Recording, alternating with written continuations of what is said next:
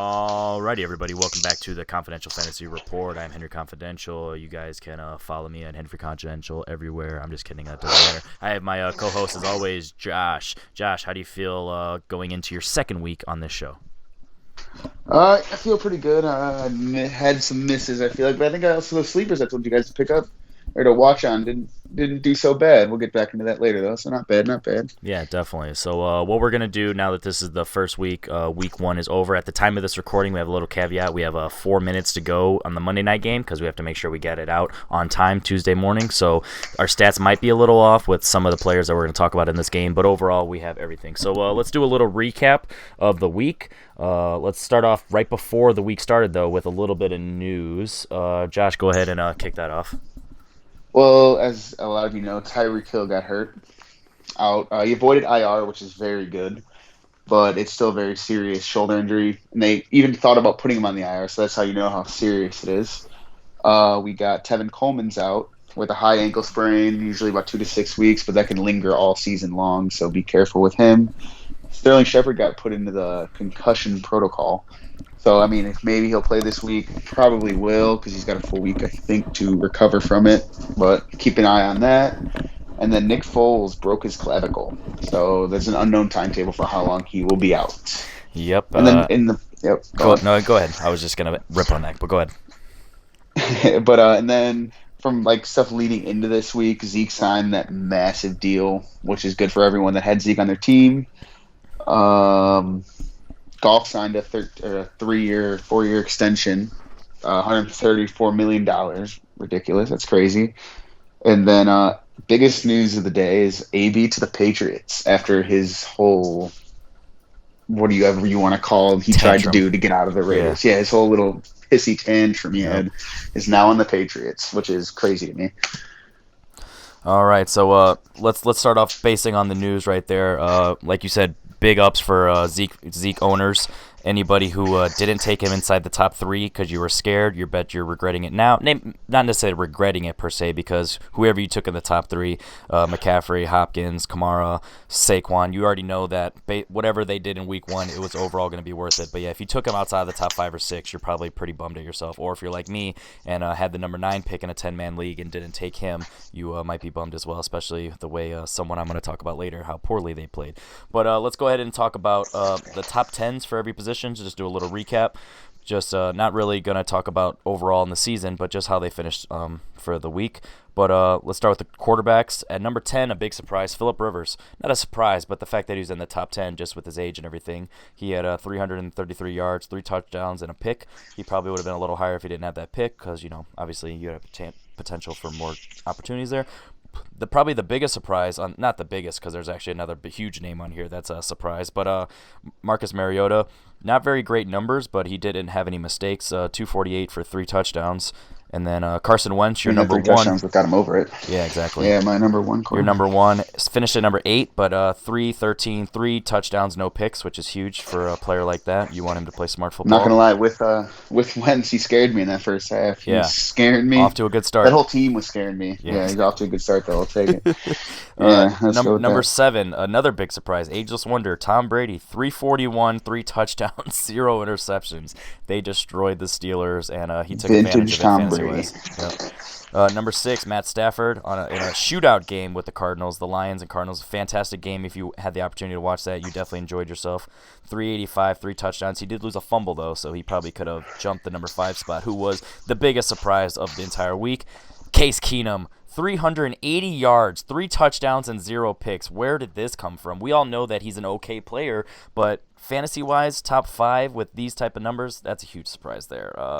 Overall, well, I'll get your opinions on this top 10 after I finish the list. So number 4, another surprise that he was so low, but they had a great game, so you understand why it happened. But Patrick Mahomes, 378 for 3 touchdowns, no picks, of course. Deshaun Watson, the first Monday night game, he only had 268 yards, but he had 3 touchdowns. Did have a pick, but he also had a rushing touchdown, so that was huge. Speaking of guys who's looking to get paid, I should say, Dak Prescott finished second, 405, 4 touchdowns, no picks. So if Dallas can play the way that they should on paper, they're going to be scary. And number 1, this is the most The best running back in the league, Lamar Jackson, 324 yards, 5 touchdowns, no picks. But what's the biggest stat line surprise for Lamar Jackson, Josh? He only had 6 rushing yards on 3 attempts, which that's where most of his upside lies, in my opinion, Yeah. is So his rushing capability of it, which is crazy to Yeah, me. so if this guy's going to be the number one just throwing, imagine what it's going to happen if he runs. So we don't expect him to have 5 touchdowns every game because the Dolphins are straight dog crap. But we do. I'm gonna be the first to admit that I was wrong. I wasn't quite calling him a running back, but I definitely wasn't calling him, a top 10 quarterback by any means. So what are Number some one things you want to quarterback. touch on for that top 10 with quarterbacks? All it is, I mean, Philip Rivers, he's always been a borderline top 10 quarterback almost past 2 years now. I mean, he's not like, he's a good solid streaming option. Even you could start him every week if you really need to, if you're in a pinch. Mariota, very surprising, especially against that tough defensive or that tough Browns front that they have there. But Yep. he came up and he showed. Tom Brady, I'm not too shocked on Tom Brady's whole thing just because they had a month to prepare for the Steelers, and Yeah. I feel like that was coming. They just had it. Belichick had a month. It's over.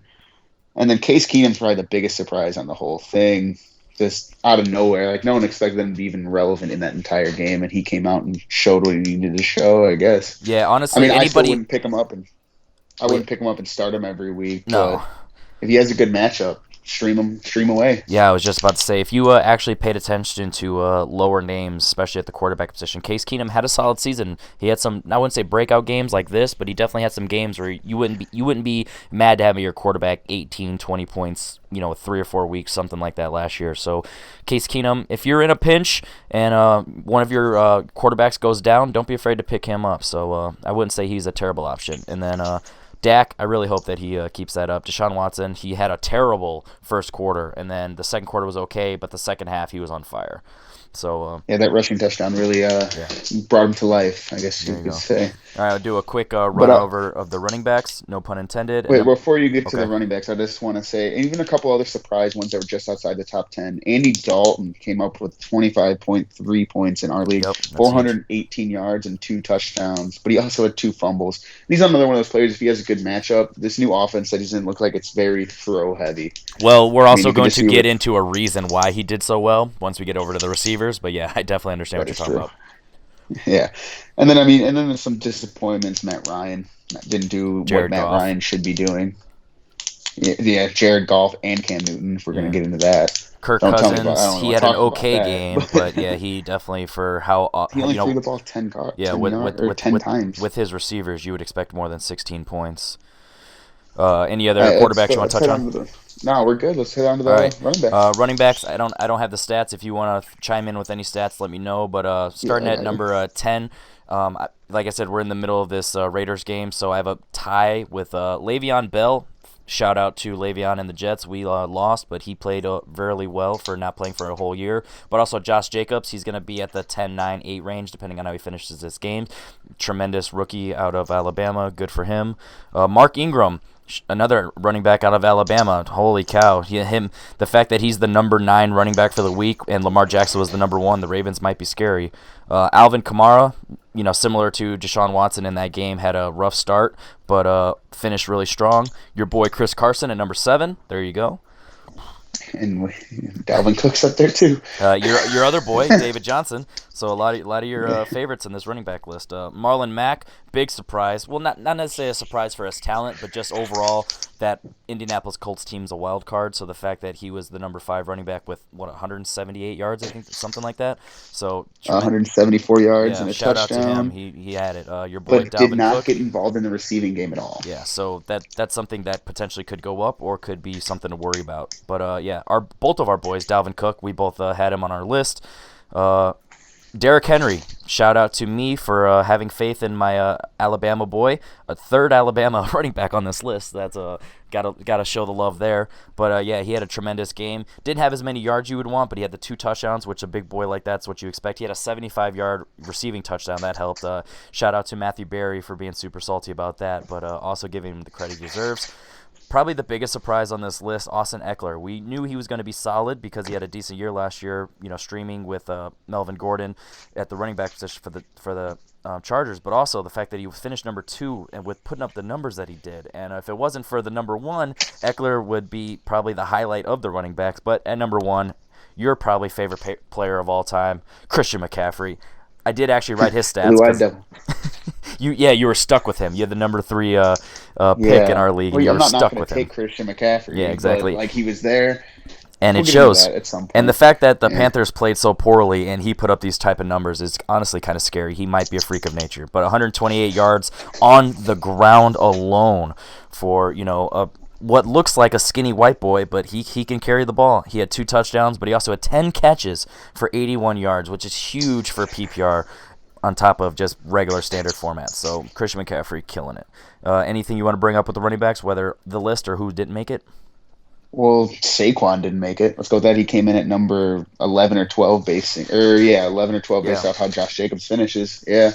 Saquon didn't make it, but I mean, you can't not start Saquon every week, so don't even worry about it. I mean, that's nothing to be scared bad. there. That's just A, the Cowboys have a tremendous defense, but also B, just figuring out what their identity is for the Giants. Because I watched that game. They have moments of decent passing, so Saquon, I think he'll be fine. And that offensive line wasn't as bad as it could have been, so he'll be fine. Yeah.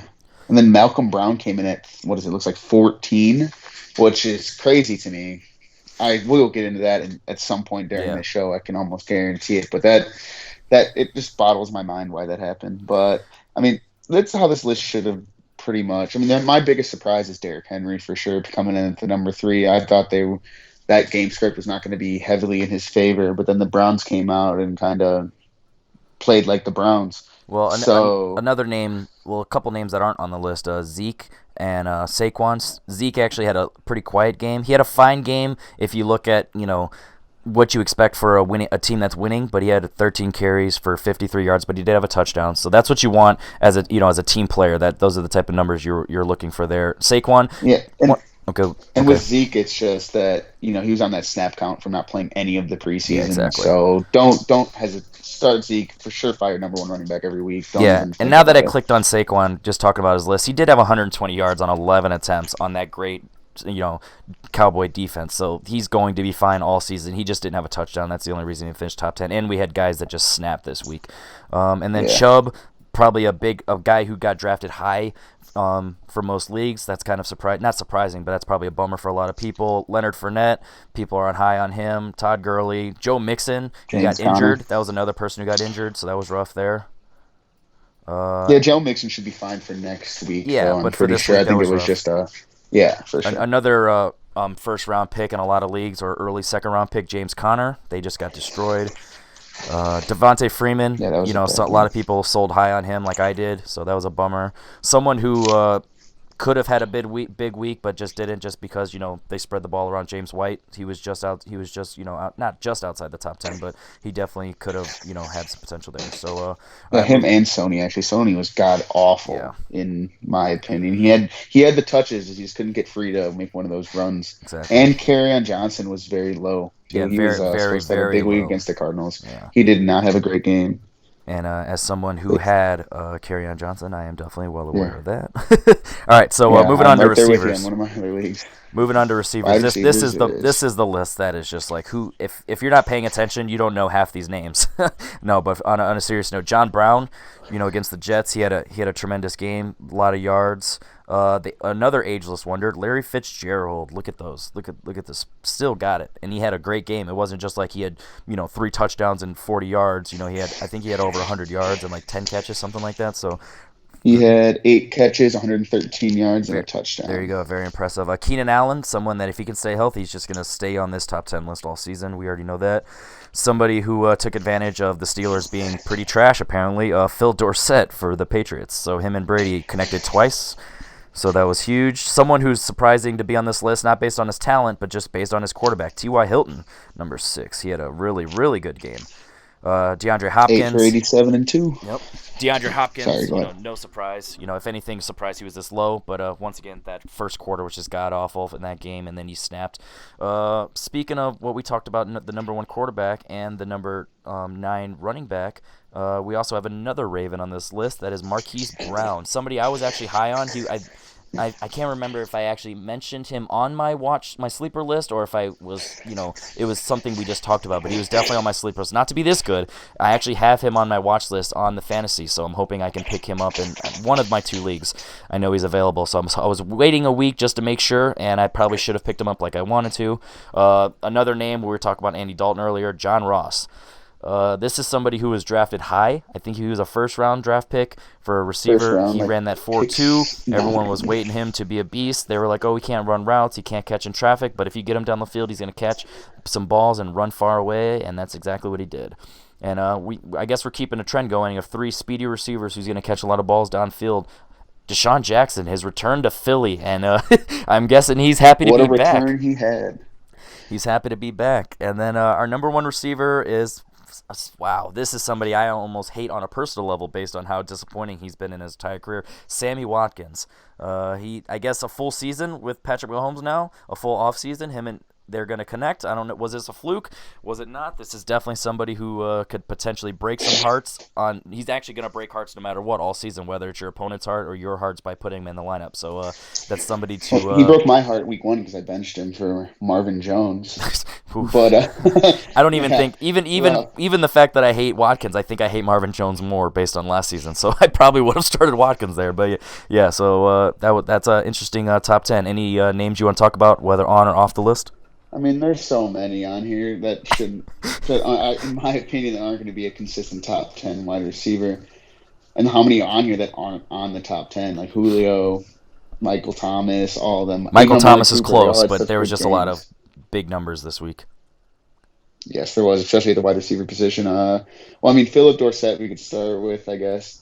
I'm sorry, don't expect this from Philip Dorsett, probably for the rest of his career. Yeah, this is definitely going to be the game of his career. This is definitely this is the highlight you put on your resume for this when eventually he gets released. He'd be like, but this is what I can do.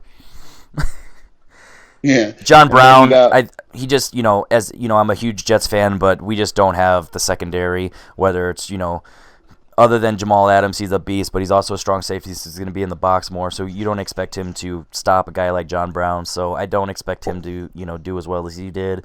Larry Fitzgerald. Well, the thing is, from what John Brown is, that's what I was trying to say last week. Josh Allen has that cannon of an arm, and that ball has to go to someone. That's true. And John Brown is one of those speedy guys that can get out there and get open and be gone. But honestly, you could say that about John Brown here, Marquise Brown, John Ross. So honestly, the 3 names on this list, those 3, they're going to be probably nice flex players for the entire season. You can expect 20 plus, or you can expect 2 points. So I mean, it might be worth it, but it could also hurt your feelings as well. Boomer bust, very big boomer bust. Deshaun Jackson, I'm honestly not surprised because he actually had a solid. I think in the first 8 weeks of the year, he was a top 5. In the top 10 all year.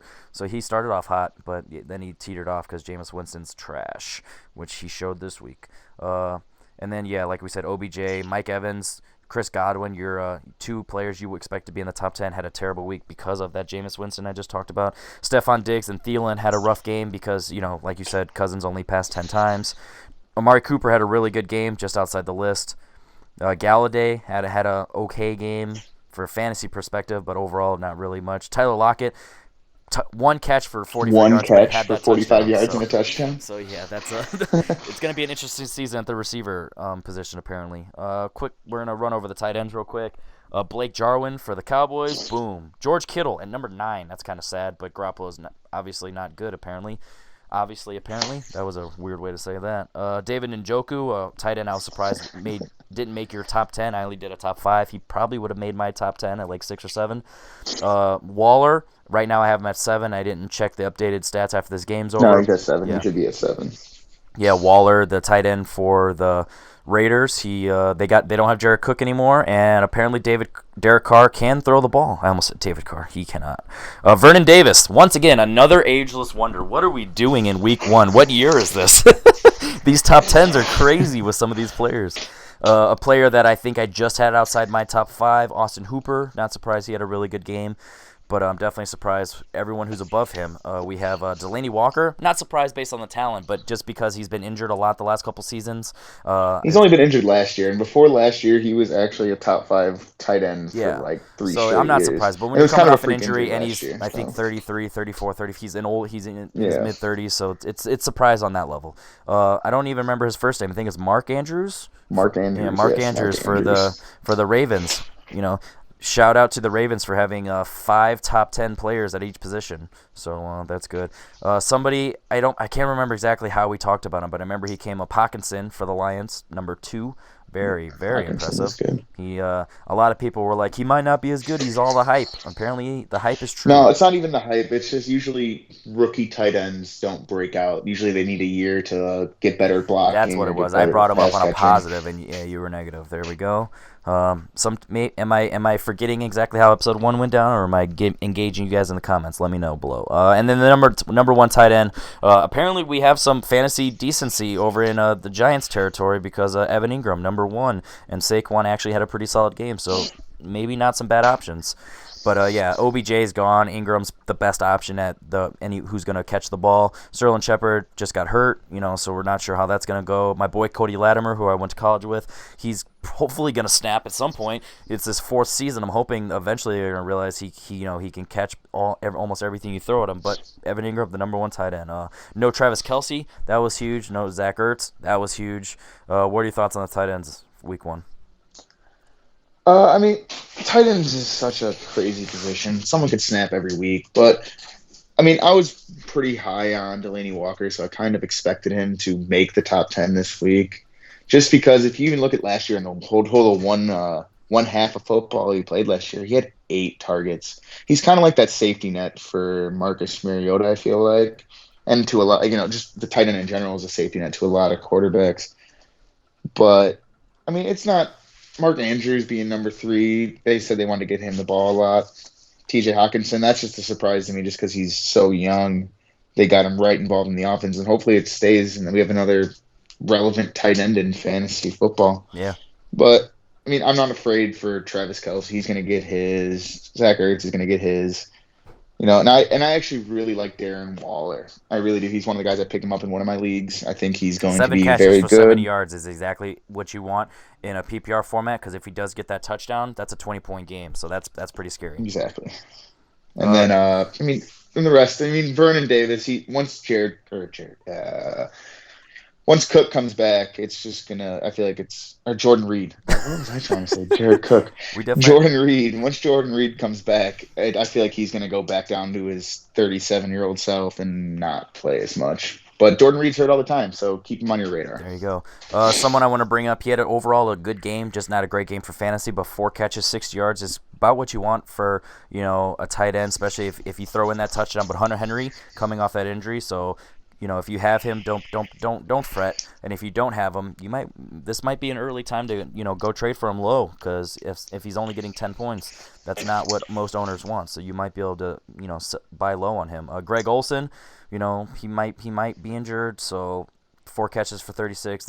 Other than Chris McCaffrey, that Panthers team is someone you don't want to really have out there. Travis Kelce, 3 for 88. He's a beast. He just didn't have a touchdown. Honestly, if tight ends don't have a touchdown, their numbers aren't going to be that flashy. So you just got to expect that. So if you have any tight ends that have a lot of catches or a lot of yards and no touchdowns, there's someone you want on your roster because once they you get just that want to look at touchdown, those red zone targets. exactly. Yeah, you just want to look at those red zone targets. What's happening in the red zone? And almost like you said, almost all tight ends are touchdown dependent, unless you got George Kittle or Travis Kelce or Zach Ertz. Exactly. A lot of them are just that they're who's going to score a touchdown this week. Exactly. So, yeah. All right, so with that being said, let's go ahead and do the segment that we really want to do, the waiver wire watch list. So after week 1, who are a couple names? Obviously, some of the names we've brought up based on the top 10, but overall, what are some of the names you want to talk about?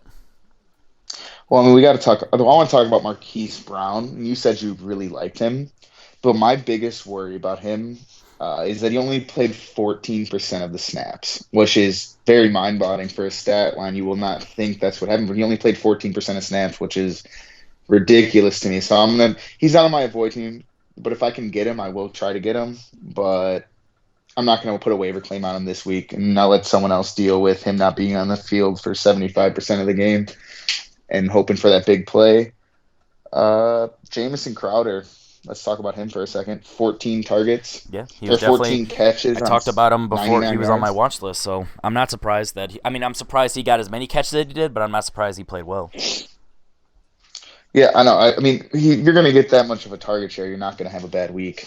You know what I mean? Like it's just. I mean, you're not going to do bad, especially in full point PPR leagues. I mean, think about 14 points with just catching the ball. You could have 1 yard and still have 14 Yeah, points. you're So I almost mean, you're happy with 14 points out of a flex player any week anyway. So that's a bare minimum right there. and then we could talk about Philip Dorsett, but he's after this week once Antonio Brown gets there, don't expect 4 for 95 and two. Yeah. I mean, So maybe a touchdown here or let there, let but I let let wouldn't even. let a rookie in your league waste a waiver claim trying to pick him up. Don't even waste your time on that one. Yeah, and then another guy I want to talk about is the wide receiver for the Redskins, Terry McLaurin. Yeah, I would go McLaurin. Yeah, but I think he played. I think I have 93% of the snaps this week on, which is ridiculous for a rookie. So he's one of the guys that I'm looking to pick up this week. Him and Jamison Crowder are the two guys that I'm really looking for on the wide receiver set of things, Yeah, for him, or the side any of things to pick receiver him who up. has a big game, but he also has 5+ catches, you got to expect decent consistency moving forward. If they have less than 5 catches, then you might just assume it's like kind of what I talked about earlier with Derrick Henry with the one catch for 75 yards. If you haven't watched the game or if you're not actually paying attention to what happened, sometimes stats can be misleading for fantasy purposes for the entire season. So I do have faith in him as well.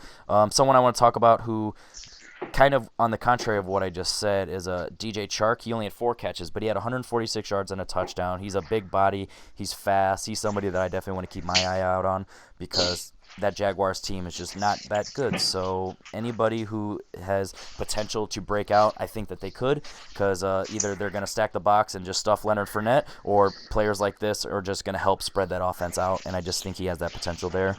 Uh, Yeah, he also played us like 71% of the snaps for that yeah, team, which is looks very good for someone yeah. in his predicament. Someone who is a well-known name within here, but definitely a surprising fantasy stat line because of his age. 7 catches for 104 and a touchdown. Danny Amendola. He's probably not going to be. He's only rostered based on my league in 3.4% of the league, so you definitely want to check out for him. I wouldn't be surprised, if you. That's one of the tough ones where it's like you either want to throw the waiver on him if you're really slim at receiver, or you might want to wait, do your first option, and then go ahead and pick him up second. So yeah, Ted Ginn is another one where he had 7 catches for 101, and you already know how spread out that offense is. You can't expect that every week, so he's not a definite starter, but I wouldn't be ashamed to have him on the roster. And then kind of what Yeah, you and said then of about course Malcolm there's Brown, you the big definitely. one. Go on. Sorry. Okay, yeah, I was gonna transition you over to Malcolm Brown, so go ahead, whatever you were gonna say. Oh, I was just gonna say. I mean, then there's John Ross, of course. I mean, if he's there, you got to try to get him. I feel like he's going to be a pretty good asset until AJ Green comes back. Yeah, Because in my eyes, Tyler Boyd and John Ross, they kind of make up AJ Green. that's So true. both of them together will, you know what I mean? Like they're Yeah, AJ Green's a deep threat, and he can play the possession game if he yeah. needs Tyler to because Boyd he's didn't a have a bad all game. star. Just John Ross got all the touchdowns. So, like you said, Yeah. put them together and you have overall AJ Green numbers. And he's only rostered in 4.8% of leagues right now. So John Ross is probably available in your league. And then John Brown, you got to look at if he's on the waiver wire. Like I said, that deep arm of Josh Allen. It's got to go somewhere. And John Brown, I mean, don't expect 7 for 123 and a touchdown every week, but he has that deep threat of almost scoring a deep touchdown almost every week. He just has that threat of doing it. So, I will mention, because he's go on. only rostered in 94% of leagues, that if Sammy Watkins somehow is available, I would probably prioritize him because he has a rapport with Patrick Mahomes. Apparently, the run game wasn't as great as everyone was thinking it might have been. So and obviously Kelsey, he didn't have to favor him too much. So I don't And expect these Tyreek's type of out numbers, for a but while. yeah, definitely with Tyreek Hill being injured, that's definitely someone to look out for there. Oh, and another, you want to transition to running backs or do you want to In continue general, doing just with all of this them, yeah, one? all the openings. All right. Well, I mean, let's start with the running backs, I guess. I'll throw on some running backs. Malcolm Brown, he looked like he was getting all those goal line carries. So if you need a touchdown dependent running back and you could throw him in your flex, I'd pick up Malcolm Brown. My biggest one that I'm targeting almost all my leagues that I need it is Chris Thompson. Darius Geis got hurt. Has messed up his knee again, his non-ACL knee Yeah, actually, which is very weird. And he's so just I'm looking, trying to he's get gonna be Chris one of those players Thompson. that are just bad luck. You can already tell. Yeah, so I'm looking at Chris Thompson just to get some of those targets. Really, he's not a big runner. Like kind of like Duke Johnson, he can't run the ball that good, but he's a very good pass catcher, and that could be very helpful in a full point PPR league. And then if you got anybody, Henry, go ahead. I kind of want to talk about some defenses because this week was kind of a weird week for defenses. 49ers, Titans, Jets, Vikings, they just destroyed their opponents. So they're a defense that if you're streamlining your defenses every week, someone like the 49ers, Titans, or Jets might be available. So you might want to consider keeping an eye on for them. Most teams probably have the Vikings on their list. But then you have like the Bucks, who had a really good game, but you don't expect that often because they played the 49ers, who obviously did not have a good game. And then like the Bills, similar, that they had the number one defense most of last year. So that's someone that if you for some reason they're available, if they're streamlining, keep an eye out on them. And then some disappointing defenses, the Eagles, they got destroyed by the Redskins. You got the Broncos, they just got destroyed by the Raiders, and they That's the most probably shocking lost you thing your ever. game on Monday night like they did for me in the battle of the defenses. The Jaguars defense, I mean, obviously they were playing the Chiefs, but still, negative points, that's not what you're expecting out of a defense. So there's just some thoughts on the defensive there. And also, if you picked up Matt Bryant like I did, you probably hate yourself because 0 points. And then another running back I want to throw in there. I mean, just in case he's on your waiver wire, which I don't see why he should be at all. Matt Breida. Tevin Coleman's out. It's crazy how the 49ers every year they sign a new running back and they end up with Matt Breida as their starter at Yeah, some point Jarek during the McKinnon year. was out. Tevin Coleman's going to be out right now. That's actually good for me because Yeah, he had a bad week this week, but also the 49ers did. So I'm glad I didn't need him in my other league because he only got me 4.2 points. So hopefully he can definitely yeah. step that up. Another disappointing that I didn't bring up because I was trying to save it and he was just so low on his numbers that I forgot. But Devontae Adams, 5.6 points in a half PPR league, half point PPR league, but 4 catches for 36. That's you don't expect that. So I would not panic on Don't that freak one. out. Yeah, no panicking on that. A quarterback who He's a broke out. stud. He had a terrible first half, but Kyler Murray, 30 points in this league, 308 yards, 2 touchdowns. He did have a pick, but that's not the end of the world because rookie quarterbacks, that was when he was starting off poorly. Josh Gordon, 3 catches for 73 and a touchdown. At this point, I'm just throwing out some names based on my roster just to study that. Also, what I was saying earlier about Tyler Boyd, he did have 8 catches, only 6 yards and no touchdowns, but 8 catches for 6 yards. That's what you want out of your number one receiver at the Wide point receiver. while AJ Yeah. Green's out, and he was also playing Seattle, so that's a pretty solid game there. So overall, any other things that you want to talk about for this episode? Well, just the tight ends for the waiver wire. You got to. I mean, I would try to get Darren Waller, Mark Andrews, and T.J. Hawkinson. Yeah, Especially me because I do I believe have the hype for those 3. yeah, and I mean I got Vance McDonald in 2 leagues, and I'm pretty sure he didn't get a target until the fourth quarter. So that's probably the number one priority for my teams. But your teams are all based on what your teams are looking like, what your needs are. Yeah. So I hope we could help with with the numbers we threw out there. But Yeah, definitely. just Never.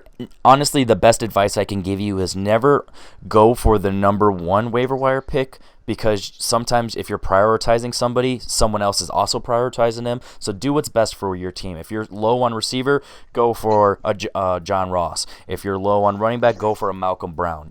Go for the players that fill your needs because it overall balances your team. Don't just necessarily go for the best guy because at that point you might not even get him based on the waiver order because if he's the best guy, someone else thinks he's the best guy. So you might waste a waiver pick up there and then lose out on a John Ross or a John Brown or a Marquise Brown or something like that. There's going to be something that you're going to miss out on if you just go for the number one, hottest name on the waiver wire. So just keep that in mind. yeah, just to add on to that, like say you have Julio Jones, Keenan Allen, and let's just say Sammy Watkins. You do not want to go for John Ross because you already have a very solid Exactly. receiving core. You want to go for maybe one of your other needs, like If Henry was arguably saying. Sammy Watkins is your worst receiver in your starting lineup, I think you'll be fine. Agreed. So, all right. So, with that being said, this was a little choppy of an episode. We recorded this late. Jess just got off work, and I was getting ready for the gym. worried about this game right here because the Broncos defense truly let me down and lost me my first week matchup. So I'm a little bummed out. Trash. So exactly. So if you made it this far in the episode, obviously go ahead and drop us a like because you did like it. I And do have one request for everyone that follows you, though. Can we do this really quick? yeah, go ahead, hit out that request. All right, this request is me and Henry got into an argument today on how the waiver wire should be, or how it should go. No, you No, shouldn't. no, no. I'm You're wrong. laughing because this is actually something we should talk about. This is fun. No, and so he thinks the waiver wire should be whoever is the worst team in the league jumps up to the top at the beginning of the new week, and I think it should be you pick up somebody. Say you're number one, you pick up somebody, you go all the way to the bottom. But Henry, do you want to defend your way? Yeah, Go but ahead. the We'll reason defend your way the and reason defend I mine. don't that's confusing because at that point, how do you judge who gets what? Because if, like I was talking about earlier, if like 8 people are trying to claim the same player, how do you decide who gets it for the first one? That's For what I'm the saying. first week. Well, it's supposed to be the first week is supposed to be reverse draft order. Yeah, but then in the second week, though, all of the weeks at that point. Yeah, no, and then after that it goes, okay, so say you have the number one priority and you pick up someone midweek and you claimed him because someone else dropped and you go all the way to the bottom. And we don't have to worry about that because we play fantasy football in the 21st century where there's an app that does it all for us. I know, but what I'm saying is, I don't know. It's just one of those things where it's just like set the order, and then that's just what it is. It's just a balance. You have checks and balances. Because the reason I'm in a 12-man league is because I want the competition to be a little harder. The reason that I make sure everyone in the league sets their lineup is because I want the competition harder. I want to win my league 3 years in a row and be proud about it and not just play a bunch of bums. So I'm not ashamed. But that also doesn't give them the right to. You should also want to make your team better before their team is better. You don't want the guy who is going 0-6 and is like, oh, I'm going to pick up the best guy on the waiver wire every week and still. Well, go I honestly, I've 0-6. never even been in a league that has an 0-6 team. They're always pretty average because every team is usually pretty good.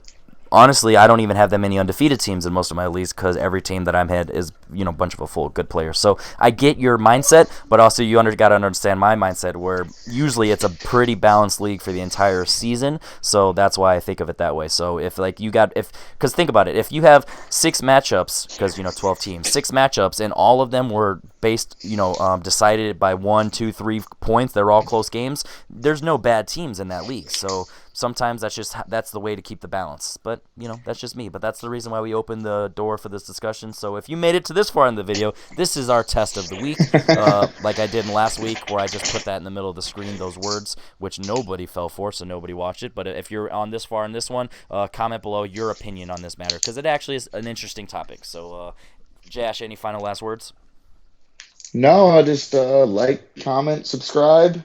And if you hate us, let us know because we'll There you try go. to fix ourselves. Yeah, there's some things that mentally we guys got to prepare for, and there's some things that we might purposely be triggering you to engage the conversation. So with that being said, thank you very much for tuning in, and hopefully we can provide some subtle advice, not subtle, but some suitable advice for your league and win you a championship. Henry Confidential and Jash Big Trouble. All right, see We you out. guys.